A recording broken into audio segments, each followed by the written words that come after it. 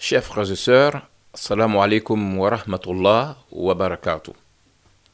Le thème que nous abordons aujourd'hui s'intitule « De la redevabilité du leader ». Dans le cas de la gestion d'un regroupement humain, la redevabilité se définit comme étant l'acte de rendre compte à la collectivité de la mission confiée à un individu.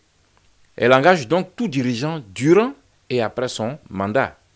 Aussi, au niveau étatique, la mise en place de la Cour des comptes participe à faire obligation à tout agent de l'État, notamment les hauts fonctionnaires, à se soumettre au devoir de redevabilité vis-à-vis de l'État et donc de la collectivité.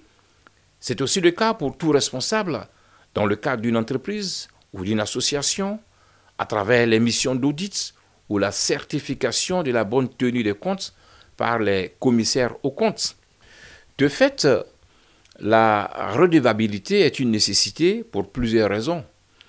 D'abord, d'un point de vue politique, elle constitue la force qui rappelle à tout responsable la nécessité d'avoir à l'esprit qu'il est en mission pour le compte d'un groupe ou d'une collectivité et non à son propre compte, lequel groupe lui a fait confiance en abandonnant une partie de ses droits ou de ses biens entre ses mains sur la base de la confiance, ce qui indirectement signifie que cette confiance peut lui être retirée en cas de besoin ou de nécessité.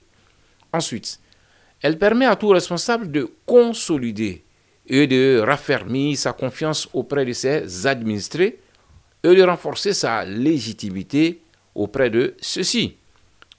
D'un point de vue de la gouvernance, la redevabilité permet de renforcer les bases de l'institution, du regroupement, de l'association ou de l'entreprise et donc sa durabilité. La conséquence directe est qu'elle renforce la confiance de la collectivité dans l'institution et participe au renforcement d'un climat social paisible. D'un point de vue spirituel, la redevabilité aide tout dépositaire d'une responsabilité à s'auto-évaluer et à se faire évaluer par l'assemblée des hommes avant d'être soumis à l'évaluation devant Allah après la vie terrestre. Elle permet donc aux responsables de se faire pardonner en cas d'erreur et d'éviter la punition divine. Qu'Allah nous accorde le discernement et la force de la redevabilité. Amin. Ya Rab.